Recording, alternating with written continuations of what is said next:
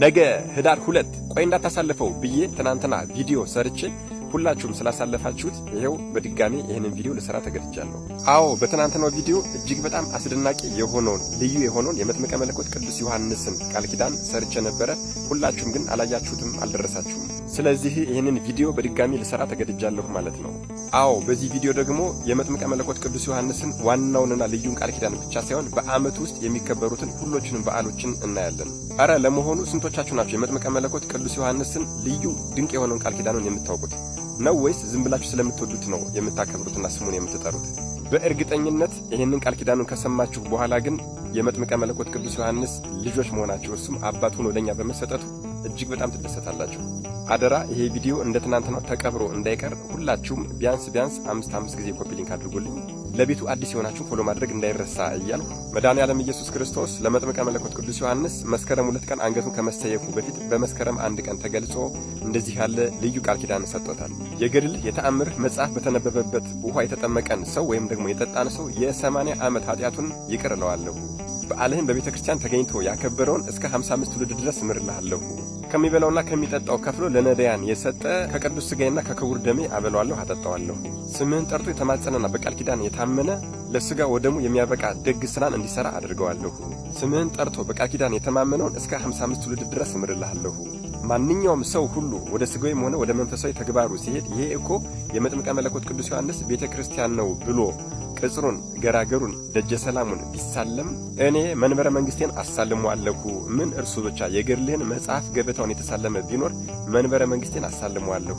በቤተ ክርስቲያን ግቢ የተቀበረውን ከመከራ ሥጋ ከሲኦል እሳት አድነዋለሁ። እኔ በተቀበርኩበት ኢየሩሳሌም ጎልጎታ እንደተቀበረም አድርጌ ቆጥርለታለሁ። ቤተ ክርስቲያን ከታነጸበት፣ ስምህ ከሚጠራበት፣ ዝክርህ መታሰቢያ ከሚደረግበት፣ የገድልህ ዜና ተአምር ከሚነበብበት ቦታ እኔ በረድኤት በበረከት እኖራለሁ። በዚህም የተነሳ ክፉዎች አጋንንትና ሰይጣናት ይርቃሉ፣ ይሸሻሉ። የገድልህ የተአምርህ መጽሐፍ የተነበበበትን ውኃ እኔ እንደተጠመቅኩበት እንደ ማየ ዮርዳኖስ አድርገዋለሁ። በዚያም የገድልህ ወይም ደግሞ የተአምርህ ዜና በተነበበበት ውኃ የተጠመቀ ወይም ደግሞ የጠጣ ሰው የታጠበም ቢኖር የ80 ዓመት ኃጢአቱን አስተሰርይለታለሁ። ምን እርሱ ብቻ ወንዱን የ40 ቀን ሴቷን የ80 ቀን ሕፃን ንጽሕና ጸጋን እሰጥልሃለሁ። ምክንያቱም እኔ እንደተጠመቅኩበት እንደ ማየ ዮርዳኖስ ሆኖላቸዋልና ኃጢአታቸው በሙሉ ይፋቅላቸዋል። ሰውም ሆነ እንስሳ ቢታመም በጽኑ እምነት ሆኖ ይሆንልኛል፣ ይደረግልኛል በማለት የገድልህ የተአምርህ ዜና የተነበበበትን ውኃ አቀርቦ ቢታጠብ፣ ቢጠጣ፣ ቢጠመቅ ወዲያው ፈጥኖ ከያዘው ደዌ ይፈወሳል። የገድልህ መጽሐፍ የተነበበበትን ማየ ጸሎት ቤቱን ቢረጭ እኔ በዚያ ቤት በረድኤት በበረከት ይገኛለሁ። በዚህም የተነሳ እኔ በዚያ ቤት ተድላን፣ ደስታን፣ ጥጋብን አሳድራለሁ። አዎ የገድል ዜና ተነቦ በተረጨበት በዚያ ቤት ውስጥ እስከ ዘላለም ድረስ ረሃብ፣ መታጣት፣ ወባ፣ ወረርሽኝ፣ ድርቅ፣ የእሳት ቃጠሎ፣ ቸነፈርና ወረርሽኝ እንዲሁም ደግሞ ማንኛውም ምድራዊ ችግር በሙሉ በዚያ ቤት አይከሰትም። ደስ ብሎት በዓልህን በተድላ በደስታ ያከበረውን እኔ በዚያኛው የዘላለም ሕይወት ደስ አሰኘዋለሁ። እኔም በየጊዜው የአንተ በዓል በሚከበርበት በዚያ ቦታ በፍጹም አልለይም። በዓልህን ሊያከብሩ በተሰበሰቡት በእነዚያ ሰዎች መካከል እኔ እገኛለሁ። በዓልህን የሚያከብሩትን ሰዎች በሙሉ እስከ 55 ትውልድ ድረስ እምርልሃለሁ። ለቤተ ክርስቲያንህ ዕጣን፣ ጧፍ፣ ሻማ፣ መጎናጸፊያ፣ ልብሰ ተክህኖ፣ መጋረጃ፣ ነጭ ስንዴ፣ ዕጣን፣ ዘይት፣ ማንኛውንም አቅሙ የፈቀደውን መብአ ስጦታ ያበረከተውን እስከ 55 ትውልድ ድረስ እምርልሃለሁ። ሥጋዬንና ደሜን መቀበል ያልተቻለው ሰው ለአንተ መታሰቢያ ዝክር ከተዘጋጀው ፍርፋሪ ሂዶ ይቅመስ። ፍርፋሪውን ባያገኝ እንኳን ምግቡ የተዘጋጀበትን ገበታውን በምላሱ ይላስ፣ ጽዋውንም በምላሱ ይላስ። በፍጹም እምነት ሆኖ ይሆንልኛል፣ ይደረግልኛል በማለት ቢያደርገው እኔ መድኃኔዓለም ኢየሱስ ክርስቶስ ቃሌ የማያብል አምላክ ነኝና ቅዱስ ሥጋዬና ክቡር ደሜ እንደተቀበለ እቆጥርለታለሁ። ስለዚህ ፍጹም እምነቱም ብዬ እውነተኛውን አማናዊውን ሥጋዬንና ደሜን እንዲቀበል የሚያደርግ ፍጹም የሆነ በጎ ሥራንና የጽድቅ ሥራን እንዲሠራ አድርገዋለሁ በማለት ቢሰጥ የማያልቅበት ልዑል እግዚአብሔር ለታላቁ አባታችን ለመጥምቀ መለኮት ለቅዱስ ዮሐንስ እንደዚህ ያለ ቃል ኪዳን ሰጥቶታል። እጅግ በጣም ያገርማችሁ።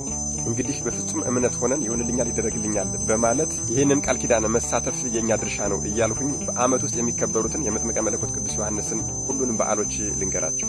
ሰኔ 30 ቀን የተወለደበት፣ መስከረም 1 ቀን ልዑል እግዚአብሔር ቃል ኪዳን የገባበት፣ መስከረም 2 ቀን አንገቱን የተሰየፈበት፣ ጥር 11 ቀን መጥምቀ መለኮት ተብሎ የተሰየመበት ጌታችንን ያጠመቀበት፣ የካቲት 30 ቀን ደግሞ መስከረም 2 የተቆረጠችው ቅድስት አንገቱ ክንፍ አውጣ ለ15 ዓመታት ያክል ስታስተምር ከቆየች በኋላ የተገለጸችበት ቀን ነው።